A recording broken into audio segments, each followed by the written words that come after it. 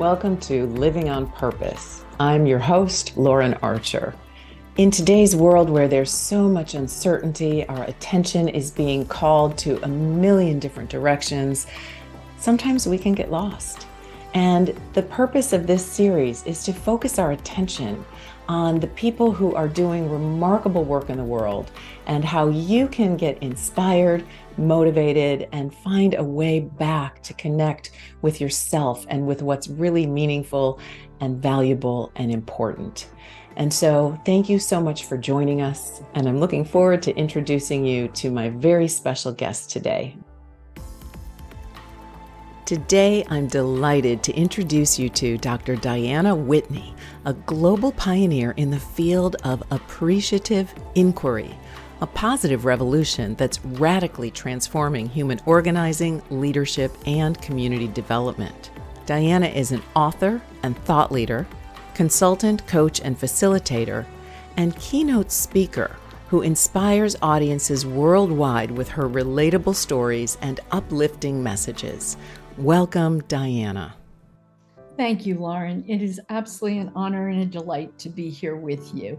I'm looking forward to a rich dialogue that we can have. Yes, wonderful. Well, so, one of the things that I've learned about your work is that you work in redirecting people's focus, right? With this notion of appreciative inquiry. And you do that on a large scale. I mean, you've gone into large institutions and helped shift entire organizational cultures with questions. So can you, just for those who are not familiar with your work, give us a little bit about what does it mean? How does this power of appreciative inquiry help redirect people's attention on what's working? Well, thank you. That actually is a great question, and one that we could spend hours. But let me give you a little context and sort of stage setting. I believe, as I know you do, that we live in narratives, that perhaps the most meaningful part of life are the stories that we tell. Our identity comes through our stories. What we choose to do emerges from the stories that we carry. And so when we look at an organization, we look at an organization as a culture of stories, a culture of narrative. And we've actually said it's the stories we tell ourselves about ourselves, and then we forget that they're just stories.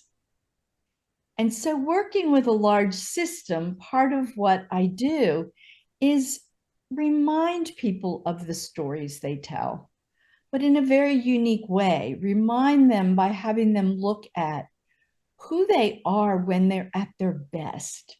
So through inquiry, through questions, we ask them, when things are working well around here, when things are the way you wish it could always be, what's going on? How are you relating to one another? The relational aspect of organizations is equally important to the narrative. So we want to get at what do they carry as the relationships in the stories they tell? So we ask that question about what's working well when you're at your best. And I always like to say, keeping in mind that we know we're not always at our best, right? Yeah. But we need one of the shifts, as you asked me, how do we make that shift?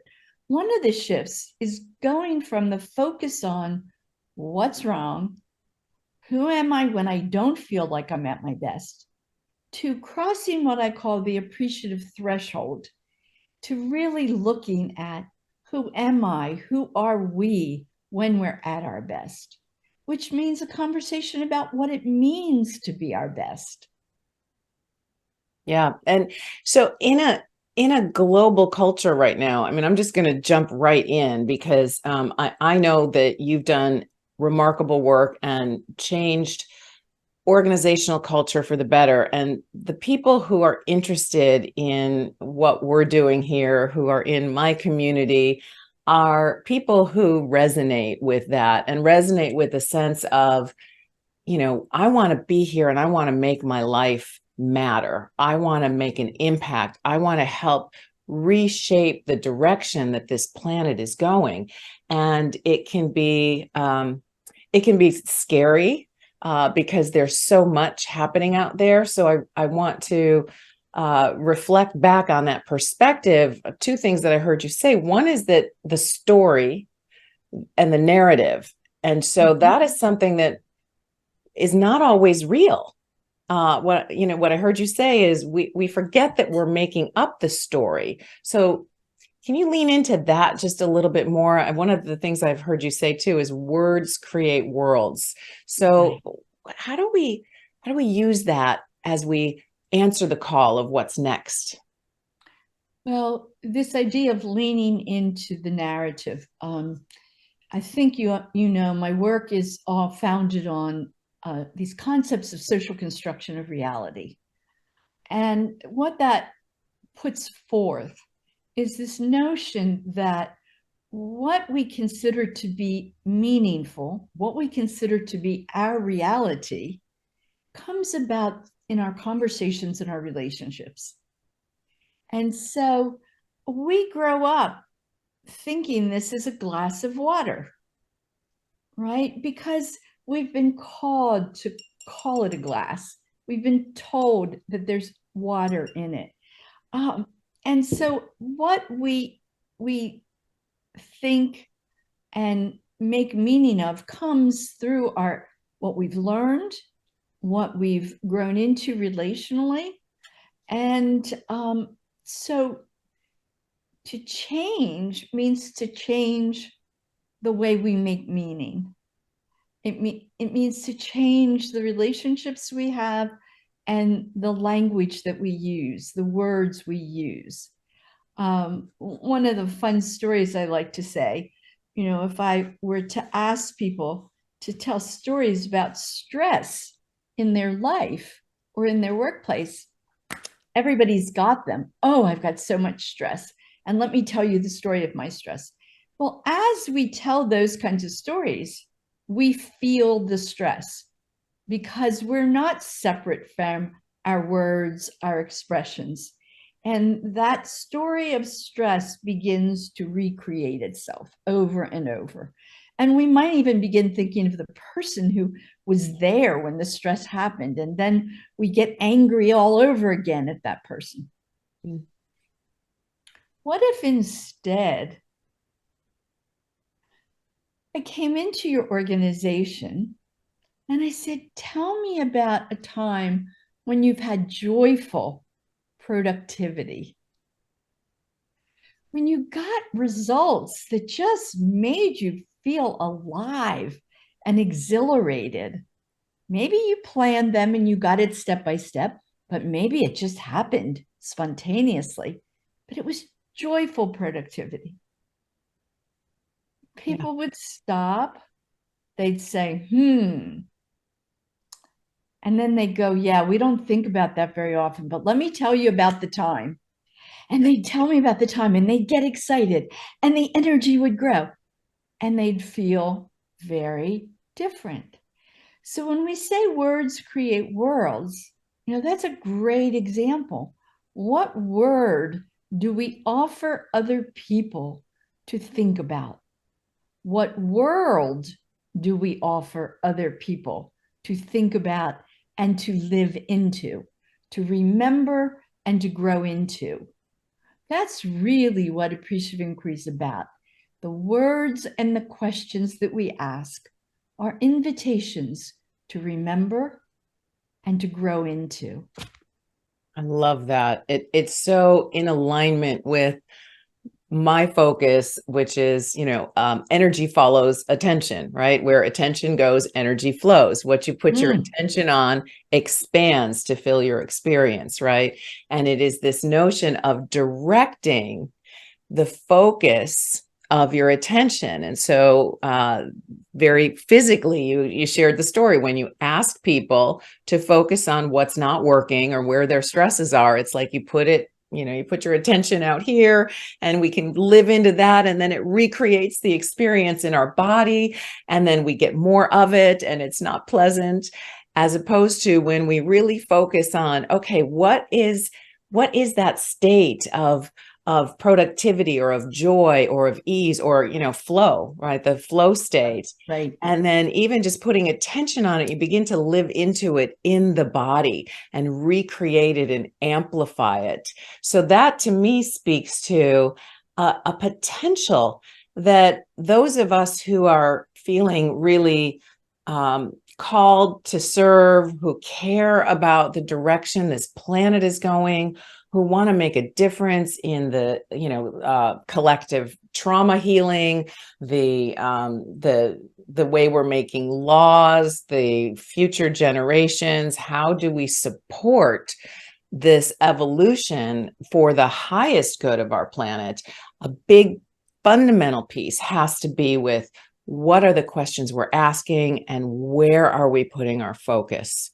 Yes. And the piece, as I was listening to you, that came in there, I always invite people to think of what is it that you want more of?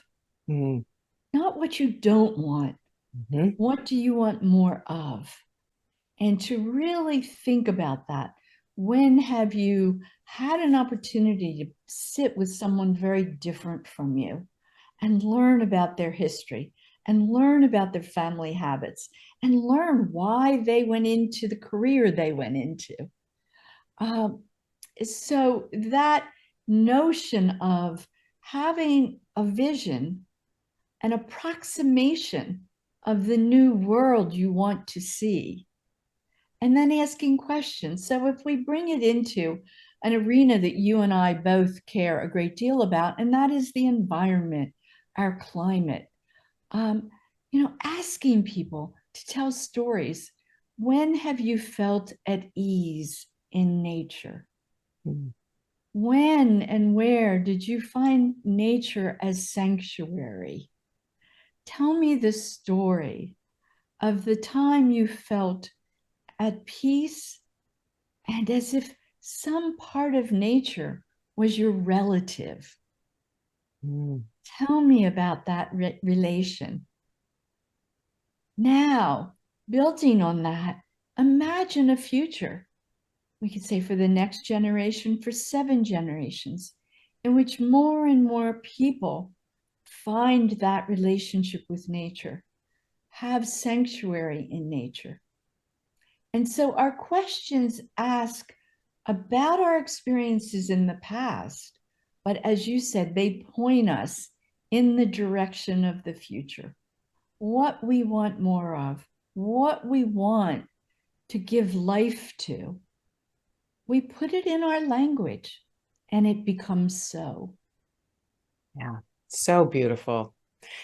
You mentioned the notion of relationship and how relational our relational dynamics shape our words and shape our understanding of life. And I wonder if you'd be willing to give us a little bit of your background in terms of some of the work that you've done in relationship work and how we can change our picture of what it means to be related to life and to one another.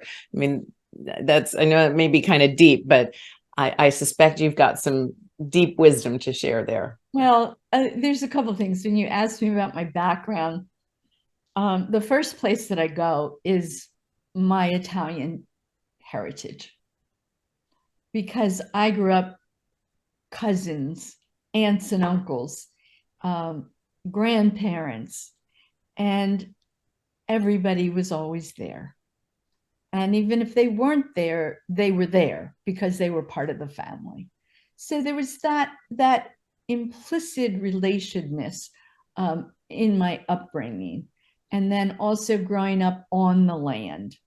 I like it's kind of my MO, my modus operandi. I've always lived with the trees. I've always lived in the forest, and that's just important to me.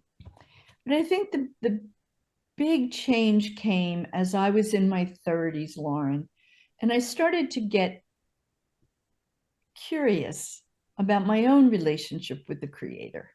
And I started my own quest, my own spiritual journey. And a number of things happened. The first was through the study of karate, I realized that everything's energy. Mhm. And then reading some, amazing books, the Dancing Woolly Masters, the Tao of Physics, there were just a number of things that were saying to us many years ago that what's most essential is the energy that we attend to. And then I had the good fortune to be given a book by one of my clients. My client gave me the book by a man named Michael Harner, and the book was called The Way of the Shaman. And he said, read this, it's about you. And I started reading about all the shamanic practices of going into other worlds, which was just a different energy level. And where the veil is thin, being able to see and imagine, and recognizing that we're related to generations before and generations to come. So relatedness is not just all here on this plane, but it is before and after. It's above and below. So I have also had the good fortune to study and spend a lot of time with colleagues, friends, family, Lakota indigenous peoples. And one of the primary words is Mitakuyasin, which means all my relatives. And again, the idea is that we are related to all life and that there is life in all things, the rock people, the tree people, the winged ones, the creepy crawlers. There is life in all, and all is in us. And that's the piece that I think we can be most helpful when we realize that if we care about the global, the place to start is with ourselves. Because everything that has ever been and is and will be goes through us. We are with it. And so being able to be on our own quest, have consciousness of our own maturity, and use ourself as a force for good in the world is really important. It's so precious, so validating. I know so many people in the healing arts that espouse that, and it is essential that, I think of it as our quality of beingness. Well, one of the things that really woke me up when I was going through my training to be a heart math mentor and coach was this notion that our field of the heart, the electromagnetic field, the vibration that our heart emanates, can be measured many feet beyond our physical body. And that when we are in states of frustration and worry and fear, it emanates a different vibration and it affects the people around us. And so what you're saying, I think we can also validate on a physiological, energetic level, that when we take the time to do our own healing work and we come from that place of love and recognition that we are all connected with all life, that influences the people with whom we come in contact, and just our very beingness can make a difference. That's beautiful. Yes, absolutely. There's just no question about it. I have a squirrel outside of my window. So as I'm here talking about connection with all life, I have this little squirrel climbing on the windowsill. They're saying, I want in, I want in. yeah, there's that validation. I love it. I know. Yeah. And I think the other piece, Lauren, is that understanding, yes, we have our experiences. We are a body of experience, so to speak. And we are not our experiences. Ooh, tell me more. Well, the more we identify with some aspect of our life, albeit trauma or an emotional piece, the more it we give form to it. Mm. And then it starts to become our identity. Mm-hmm. And this love that you talk about, is always present. It's just there. It's always present. And it's much subtler. It's a subtler energy than the traumas and the emotional pain and the hardship. I mean, you can even in my voice and you hear how it becomes more solid. And so, again, to have a vocabulary of love, a vocabulary of asking people, to talk about joy, to talk about gratitude, to talk about enthusiasm, to talk about excitement, to talk about silence and stillness and compassion. One of the things that we can do is to change our vocabularies day by day so that it's not just the Dalai Lama out there talking about compassion, that we're all talking about compassion, because as we talk about it, we bring it about. But it just feels, it sounds so obvious when you say it. And yet I know we forget and we get caught up. One of the questions that I had written down for you was, okay, as maybe women or as people who are in a position to be able to take the time to have conversations like this and watch videos like this and be learning about things, what kinds of questions could or should we be asking to focus our attention on the highest and the best emergence of what we can be as a species and how we can serve? You do not ask little questions, my dear. Let's just get right to the heart. I love that. I think, implied in your question is the questions we can ask. We can ask people, what are you being called to today? Mm. What is it, that's going on in your world that's inviting you into some new and different expression? What kind of support do you need for that? Mm. How can I help you? Because that's the piece. We need to keep the relational alive while we encourage people to go for their biggest and best self. It's sometimes scary to think that I'm going to go out and say speak my piece, and knowing that other people are behind us. So the questions about what are you seeing in the world that gives you hope? That's a That's a very good one. important question. What What are you gives you seeing in hope? the world that gives you hope? I love that. Absolutely. And how are you being called to do more of that, to support that? Mm-hmm. Who are the people that you are nurturing who are the future? What are the practices that you do on a daily basis that you would like to see in our collective future?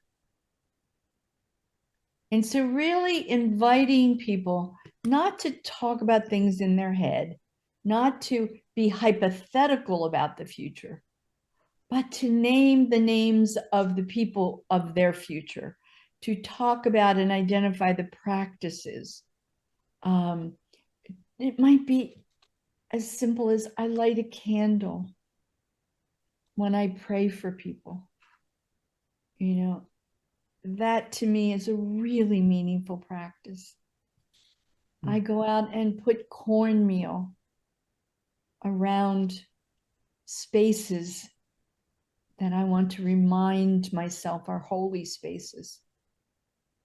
I stop when I see an animal in the road that's been run over, and I offer tobacco and make a blessing for that animal's soul and its relatives.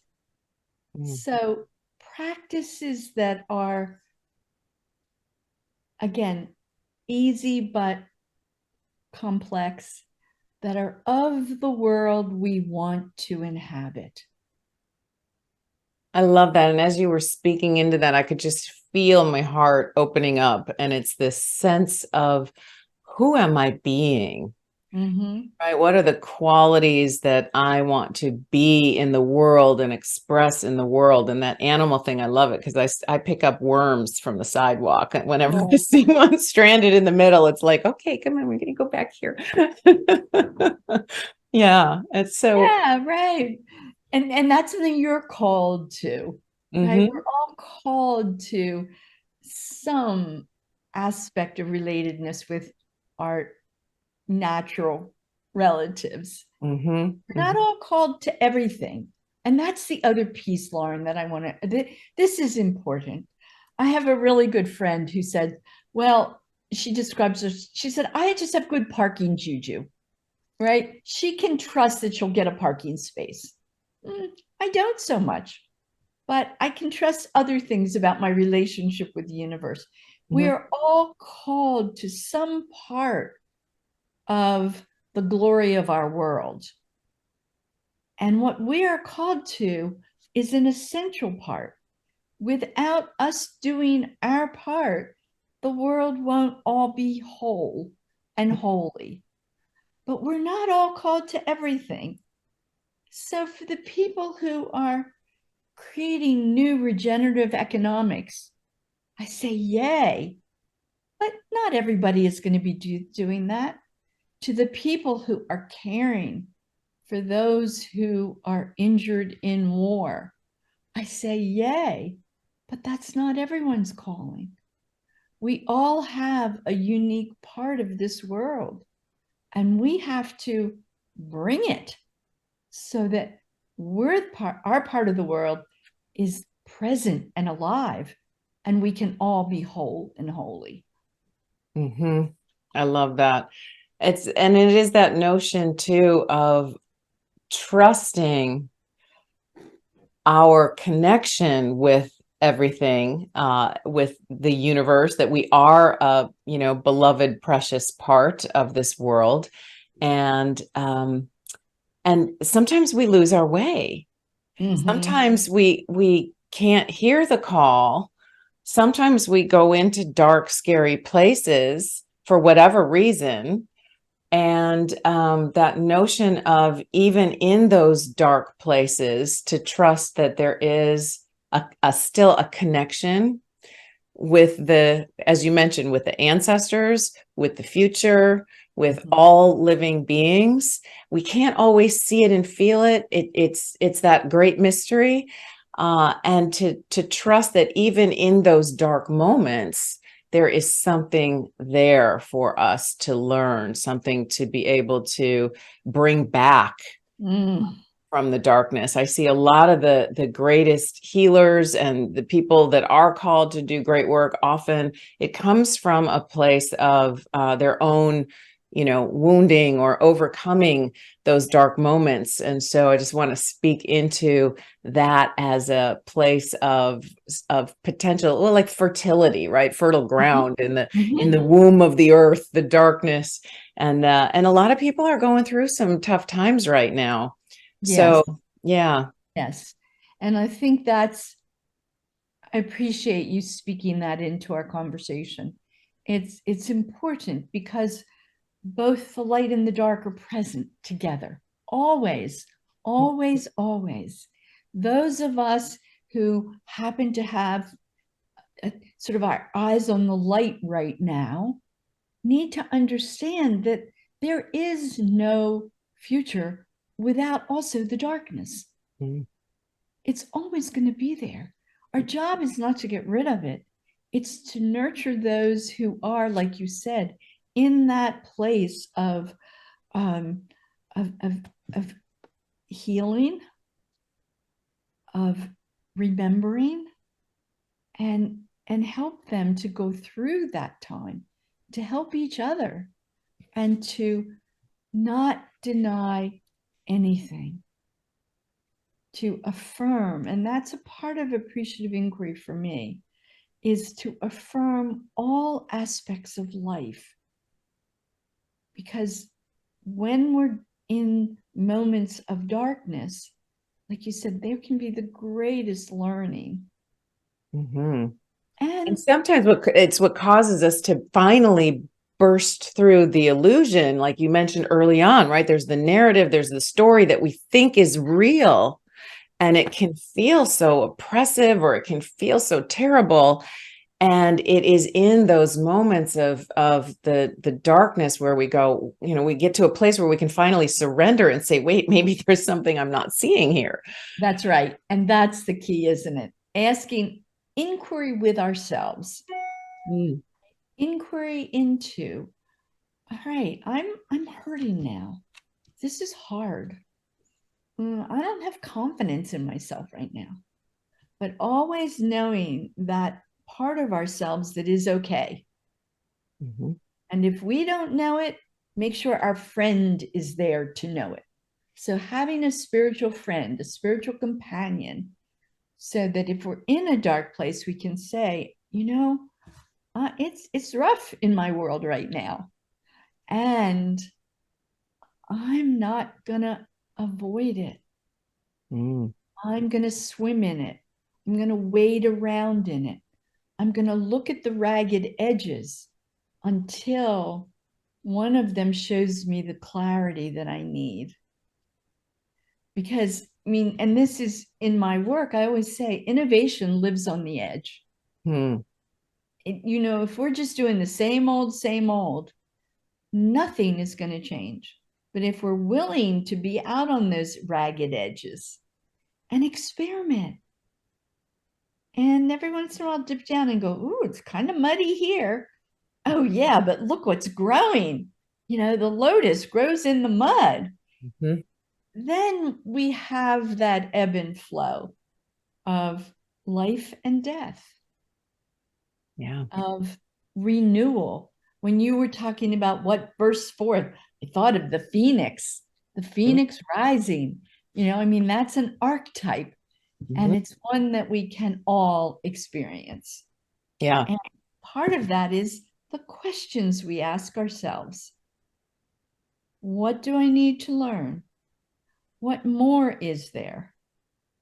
What part of me has gone through this experience so that what part of me can be born anew? What do I see on my own horizon? What do I wish to affirm in my own life? What do I want more of? And by the way, whatever I want more of is okay. So That's beautiful. peace. Yeah. To really say, I want this. I want this love. I want this friendship. I want this success in my job. It's okay. And as soon as you can tell yourself it's okay, you can have it.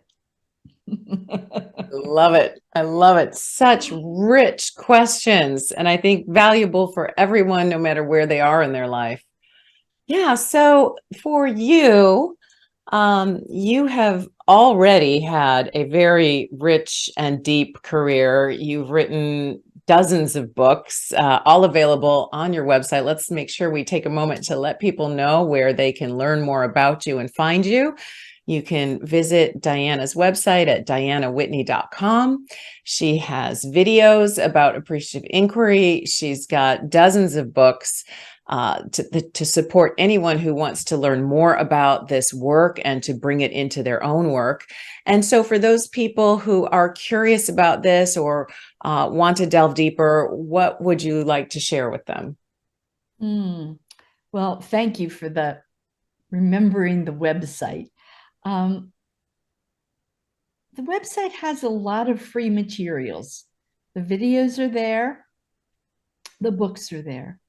What I've always said to people in my classes is start small. Learn a little bit about appreciative inquiry, and then find a place that you can apply it. Because appreciative inquiry is not something you just sit around and talk to people about. It's something you do. And so it may be you volunteer in your church to do a small inquiry, or you have a community center and you offer to lead an inquiry. You can bring 4 or 6 or 8 people together and let them interview each other and watch the excitement rise as people share stories based on questions of success and well-being and what gives them life when they're at their best. Start small and then listen for where else you're being invited to take it. I love it. I love it. Anything, do you have a call to action for people who are watching this? Would you, if there were one thing you would invite people to do to have more appreciation in their life, or to live into this notion of focusing on appreciation more, what would it be? Well, I think this is a really nice takeaway. A colleague in the UK who has passed on, Peter Lang, used to say, behind every critical or skeptical statement, there is a dream waiting to be fulfilled. So as you hear people, the call is, as you hear people complaining about the world we are in, woe is me, life is hard, I don't know what to do, all of the habitual communication that is really not helpful, pause, hear it, and know that there is a dream that person has. And ask them, I understand things are not the way you want them to be, but tell me, in your ideal world, what would be going on? Share with me the world you want to see come into being. And ask people that question of, what's your ideal world? That's my call to action. Thank you, Lauren. So much, Diana. That is beautiful. I think we ended on that. Ask the question, what is the world that you want to see? So again, Dr. Diana Whitney, global pioneer in the field of appreciative inquiry. You can visit her at dianawhitney.com. And we want to thank you so much for being with us today. Thank you. What a pleasure. I encourage you to reach out and connect with me as well. Visit my website at laurenarcher.live and sign up for my email list. You'll get my free core values checklist to help you live a life of meaning, purpose, and value. And then you'll also find out when I've got new releases, new programs, new interviews, new guided visualization journeys to help elevate the consciousness of humanity for a thriving planet. Thank you so much for joining us. If you enjoyed this video, please feel free to leave a comment, like, share, and subscribe. Thank you.